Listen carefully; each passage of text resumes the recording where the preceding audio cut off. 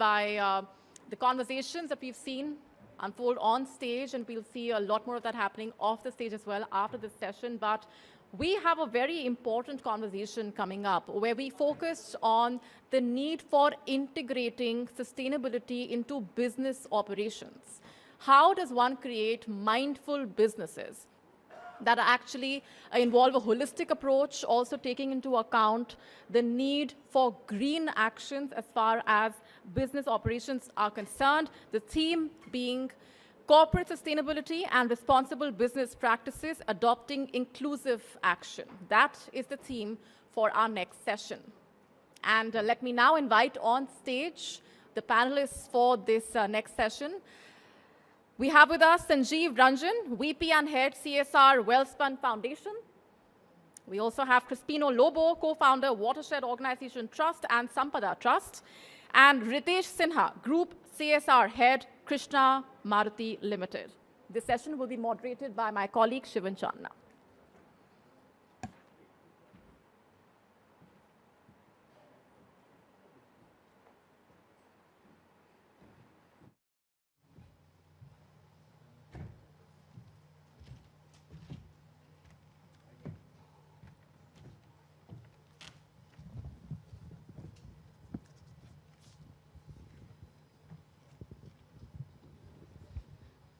Pleasure to have all of you here.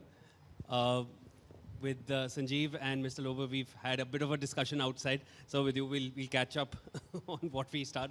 So, Mr. Ranjan, let me start with you. You mentioned a lot about what your firm, what Wellspun is doing regarding saving groundwater, and how you are actually aiming at not using any groundwater altogether. Talk to us about how you've started that initiative and how that can be adopted by other firms as well. We have discussion outside, so let's share with other people also. Our plant at Anjar, it's in Kutch district in Gujarat. So we are, it's a water scarce area, and the water which is available, it's saline. So in 2001, after the earthquake, we came there and we started our activities.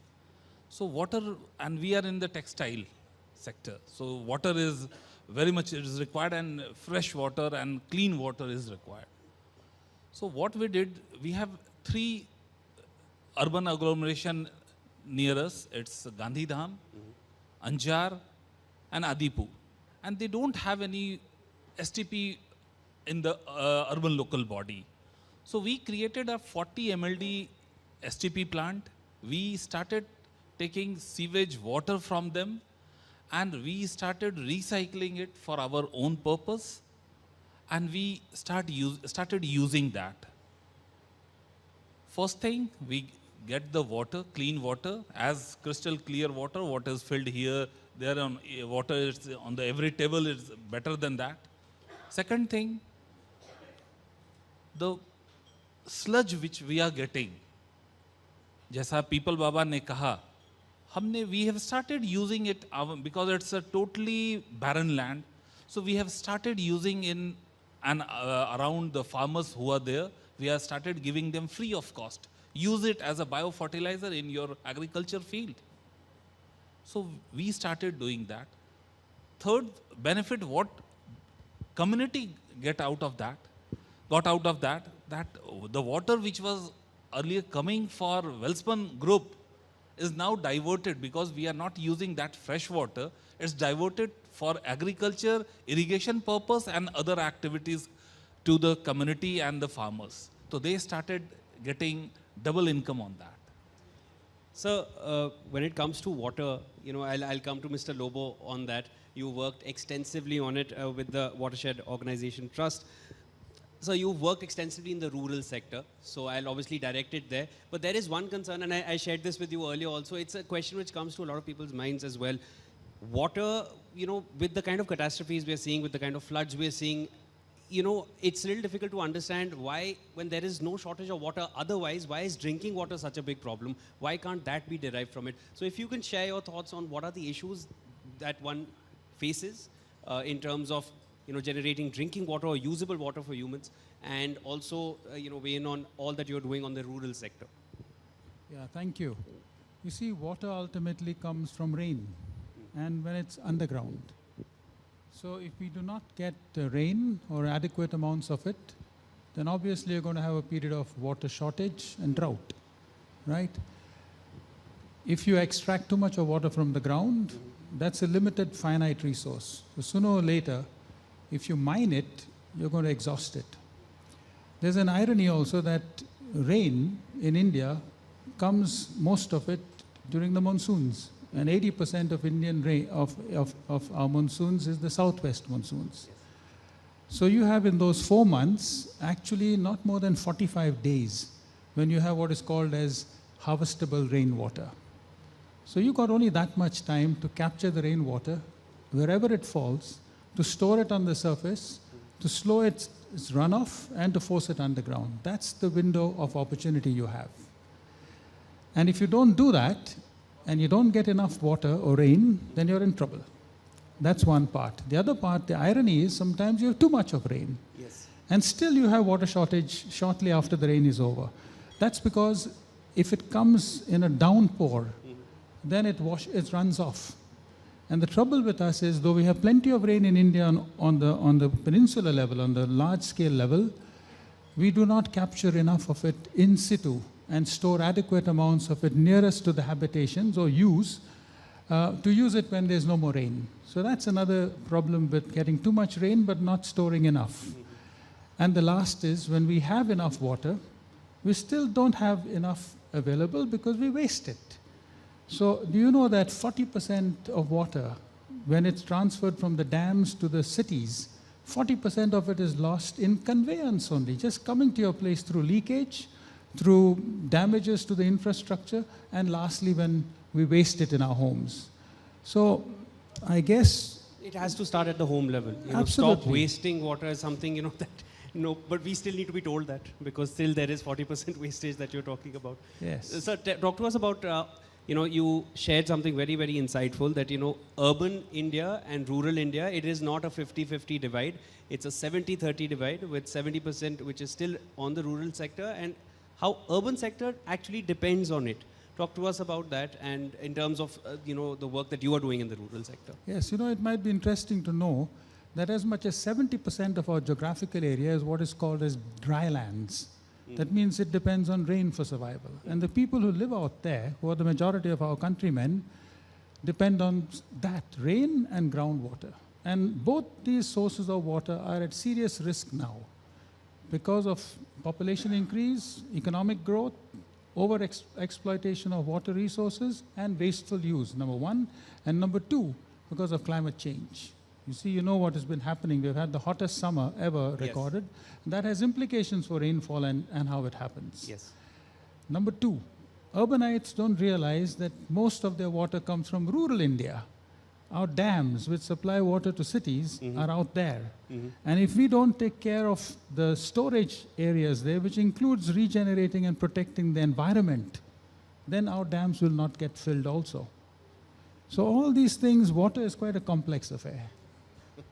Thank you so much, sir, for weighing in on that. Mr. Sinha, I'll come to you next. You're the group CSR head for Krishna Maruti Limited. I'll take it close to your domain of work. While deciding, CSR initiatives, how much of sustainability plays a role in, what you decide to invest in, or what you decide to, project your funds into while deciding your initiatives? Very true, very true.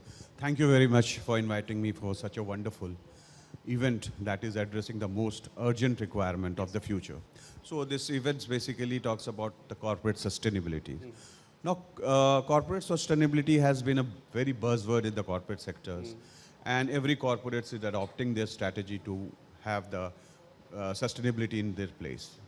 I would like to raise some of the concerns for the corporate sustainability, and the major consideration that we are taking here is that the commitment and the business commitment from the management. That is the very important factor that has to be taken. Secondly, the sustainability cannot be considered in isolation. It should not be a part that can be treated as an appropriation of the profit but it should be certain, like it should be a part of the major component of the cost of the project. So sustainability has to be embedded into the business operations. That's very important. Third concern which I would like to raise is that in our case, the sustainability basically, we consider it as an investment, as a long-term vision of the company. So if we talk about the sustainability, so it's going to yield the results in the futures for us. And we have embedded on the journey of the sustainability in the last 1 or 2 years. So we have started our journey here. Apart from that, if you talk about the sustainability as a corporate sustainability I'm talking about, so it's basically talks about the adoption of the inclusive development, which talks about we are considering all the 3 pillars of the sustainability into that, which involves the economical sustainability, environmental sustainability, as well as the social sustainabilities, and involvement of all the stakeholders, which are basically affecting our projects, as well as which has been influenced by our project. So we involve all those there, because if anybody is left behind, then we come to the same position where we are starting. In this way, we take into the consideration our corporate social responsibility is the another factor which we talk about, where we invest on the sustainability practices. Here what we do is that first we start with the corporate social responsibility projects, where we try to improve the quality of the life of the people around us. And then we try to make them aware of the emerging sustainable issues, so that once they are off and they are better off in the future, then only they will be able to think for the larger vision of the sustainability. So we work on this and we convert our corporate social responsibility into the corporate sustainability. Think, how difficult is it to converge long-term growth based on sustainability and short-term financial gains, which any business needs? From your experience, how do you bridge that gap? See, it's sustainability is anyone can't achieve in a year, so it has to be a long-term thing. What we at Welspun are doing, we are creating institution at grassroots level. Lobo sir will support me in that whenever any institution is created at the community level, if we withdraw our support, because we have to go to another areas also, we have to take care of other areas and other requirements.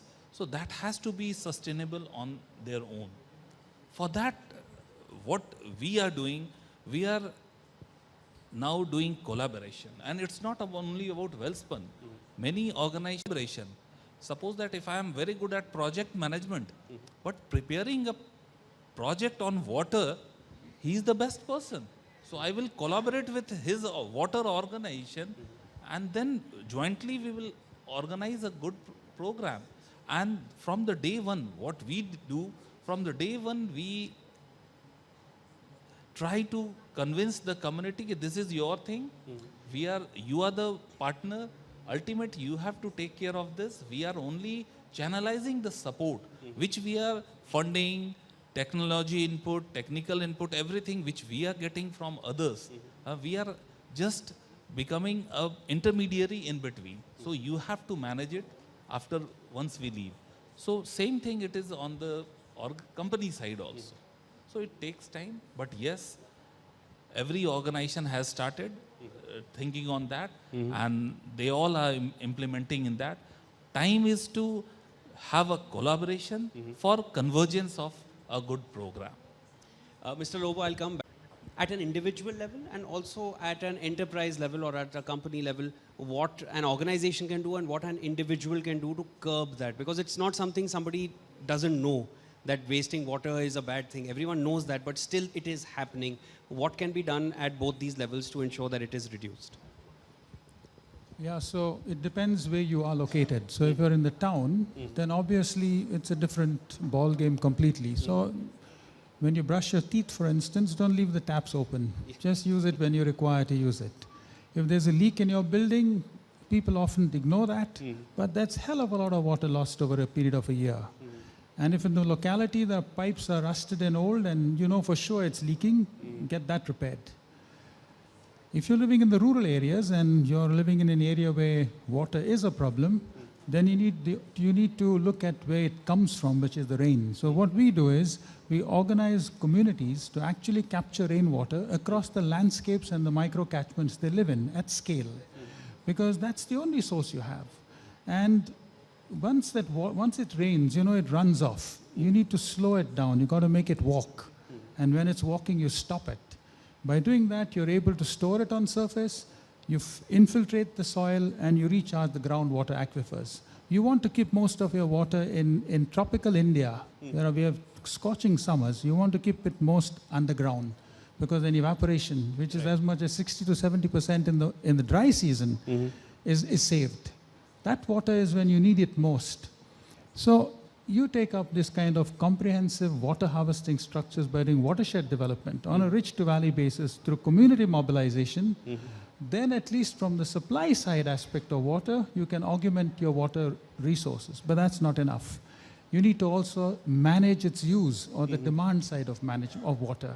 Because we human beings, what we are, it's never enough. We'll always find a way of using it and some more. So we launched this concept of water stewardship, where we get community Water stewardship. That means this is a precious resource, and we owe it not only to ourselves, but to succeeding generations, and not only for human needs and its economy, but for nature also. We often forget that water is a natural common good. And we now, as human beings, are consuming most of it, leaving very little back to nature. So the ecosystem management is so crucial, not only to ensuring sustainability in water, but also for our future. You see? So this issue of taking responsibility for nature and water, managing it efficiently and productively and equitably, is key to our sustainability and our water security. Only one point, it is estimated by 2030, water will be a key constraint to our economic growth, in fact, shaving off as much as 6% to our GDP, and that's a conservative estimate. I think that's the scale of the challenge we are facing. That is definitely a huge scale. Mr. Sinha, I'll come to you for one last time. And, we're of course talking about responsible business practices. So when it comes to CSR, where does that responsibility start, and how do you execute it in terms of the projects that you take up? Okay. So the major things which we do here in our corporate social responsibility, responsible practices is that we first of all go into the field where we assess the need and conduct the baseline survey, and we come out with the various kinds of issues that emerge in the communities. So at the community level, we have a long discussion with the panchayat, with the villagers, with the households at the level. And then what we do is that we formulate the projects accordingly and have our budgets which we allocate to the different projects which we are doing under the various initiatives like the health initiatives, education, skill development, as well as the environment which we have taken up, which includes the waste and the solid waste management which we have taken up with the communities. Here what we do is that we formulate all the projects in the different pockets, and then what we do is that we implement the projects accordingly, and then we go for the monitoring and evaluation of the project. So here what we do is that we make the people aware of their conditions, of the environmental conditions which they are facing in there, and then we make them understand that this is the solution, and the solution will come from them itself. So we work with them and get the solution from them, which we implement through our programs. And in this case, we implement a large amount of sustainable programs, which I would like to tell you about the programs that we are basically having the sustainable program on solid waste management, where we are involving the households into segregating the waste at the source and then converting it into the manure and the fields. So here we are going for the waste recovery. Second aspect which we are doing is that we are going for the solar energy promotions, where we are replacing all the street lights and the schools with the solar lights. Here we are going for the sustainable future. And here we have come up with, we have taken around 5 villages which we have started it, and we will be replicating to another 10 villages in the coming futures.